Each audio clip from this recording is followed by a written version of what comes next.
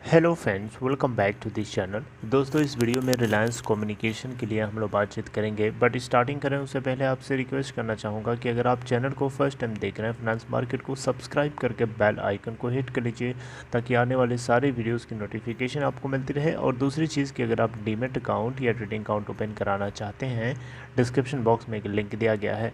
दोस्तों, Reliance communication last trading session में 3.25 के ओपन प्राइस के बाद 3.10 का लो और 3.25 का हाई है।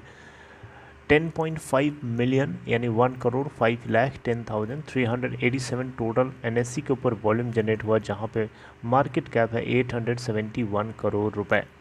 इसका 52 वीक हाई है 5.05 का, लो है 1.35 का।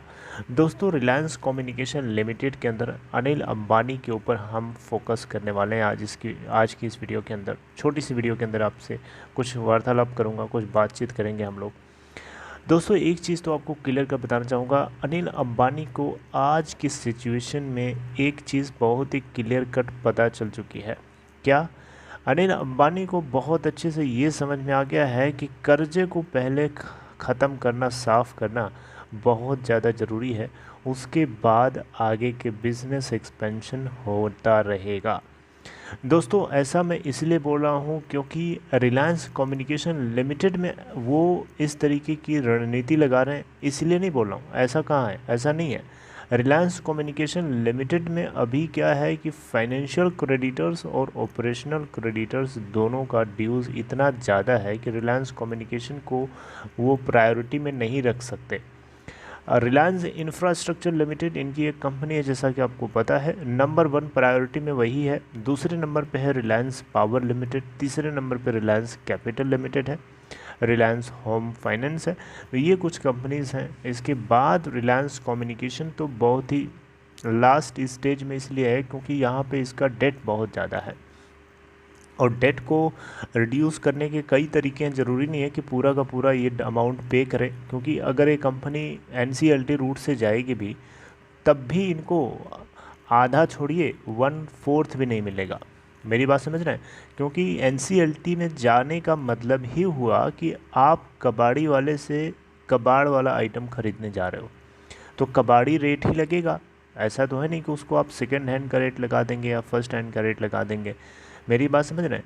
तो कहीं ना कहीं आर कॉम को री एक्वायर करने के लिए जो है अनिल अंबानी अगर कुछ ओ टी एस यानी वन टाइम सेटलमेंट के रूट से कुछ करें तो हो सकता है, लेकिन उससे पहले उनको बाकी जो कंपनीज हैं उनको डेट फ्री बना करके प्रूफ करना पड़ेगा।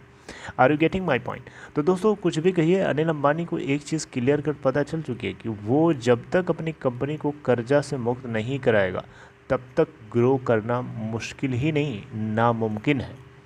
और शायद इसी की वजह से रिलायंस इंफ्रास्ट्रक्चर लिमिटेड को वो डेट फ्री बनाने के लिए पूरी तरीके से ठान चुके हैं और होपफुली आने वाले कुछ महीनों में आपको डेट फ्री होती हुई दिखाई दे सकती है।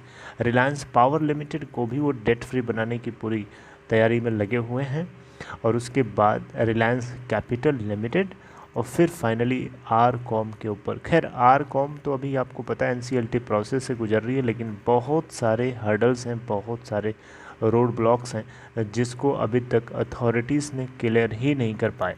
और आर कॉम को लेकर के एनसीएलटी के अंदर सुनवाई होनी थी, उसको लेकर अभी तक कोई अपडेट, सिंगल भी अपडेट नहीं पता चली है कि मामला कहाँ रुका है, क्या होना है, क्या नहीं होना है, कुछ भी नहीं पता। सब कुछ साइलेंटली चल रहा है और इन सारी चीज़ों को देख करके ऐसा लगता है कि somewhere they are playing with अस।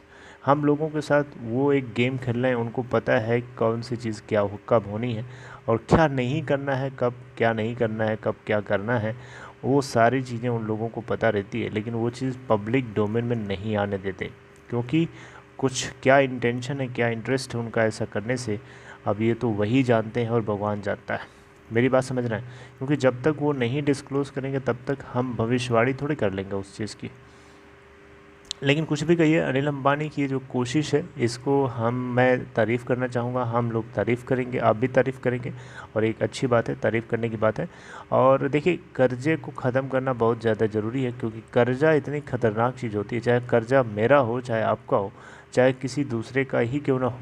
कर्जा इतनी खतरनाक चीज़ होती है कि कर्जा जब चढ़ने लगता है तो चढ़ने में उसको बढ़ने में टाइम नहीं लगता, बढ़ता एक्सपोनेंशियल रेट से है। एक्सपोनेंशियल ग्राफ जानते हैं ना, एक्सपोनेंशियल ग्राफ ऐसे कुछ होता है, जैसे ये एक्स एक्सिस है, ये वाई एक्सिस है, ये वाई एक्सिस है और ये एक्स एक्सिस है, तो एक्सपोनेंशियल ग्राफ कुछ ऐसे चढ़ता है। मेरी बात समझ, ये शुरू में लगेगा कि बहुत धीमे धीमे चल रहा है, जब चढ़ेगा तो इतनी तेज़ी से भागेगा, इतनी तेज़ी से भागेगा कि आप इसको सोच भी नहीं सकते, कुछ कर भी नहीं पाएंगे, फिर वही है, बर्बाद हो जाता आदमी। और शायद यही हुआ इनके साथ। चलिए खैर, अगर आपको कंटेंट अच्छा लगा हो ARCOM को लेकर के, अनिल अंबानी को लेकर के, तो आप इस वीडियो को लाइक शेयर कर सकते हैं। और अपना ख्याल रखिए दोस्तों, आपसे कोई इन्फॉर्मेशन आती है मैं ज़रूर शेयर करूंगा और आप लोगों से कंटिन्यूअस बातचीत जो है होती रहेगी। थोड़ा सा इस बार ARCOM के ऊपर बात करने में लेट हो गया क्योंकि बहुत सारी चीज़ें और भी बतानी होती हैं। बहरहाल जो कुछ होगा आगे हम लोग डिस्कस करेंगे। अपना ख्याल रखिए दोस्तों, टेक केयर।